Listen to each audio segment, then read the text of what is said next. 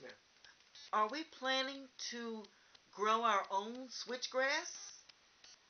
Switchgrass for use in ethanol purposes is they're using corn in many jurisdictions, and they're using sugar directly to make the ethanol.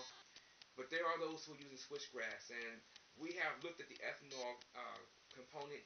Uh, we are budgeted out for an ethanol unit for testing, in terms for refining. Uh, I'm no fan, as you already know, and everyone knows, I'm no fan of ethanol in terms of the fact that it requires a horrific amount of water.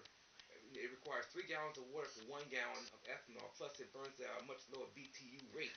So for those that even use gasoline, you would need to use 1/3 more ethanol uh, than you would in gasoline for the same type of distance. So the switchgrass, although it has other biomass value, I'm not dismissing that out of hand, but not for the ethanol component, because I don't particularly. We're looking at doing it for testing. Really, I don't see us going ethanol powered. I don't see us going strong in ethanol at all. Again, we're only doing it for test purposes, and honestly, it's in the field of science. So I'm not anti-science, so we are looking at it from our own perspective.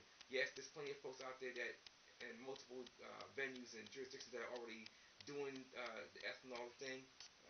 Some from sugar and some from corn. But we want to see from our own point of view. We want to use our own microscopes. We want to use our own test purposes and test operations to see the value of ethanol. Maybe it can change my mind. If there's a way that you can show me how we could do ethanol and not have a massive tax on water, that source and another means that folks have approached me about repeatedly is uh, using water for a fuel source. I'm exceedingly hostile to that. The day is going to come on this planet when you're going to need to know someone just to get a clean drink of water. Water is under threat on this planet to begin with, and it's only going to become exponentially worse. So I'm all about preserving as much water as possible so that we can maintain the water source for drinking.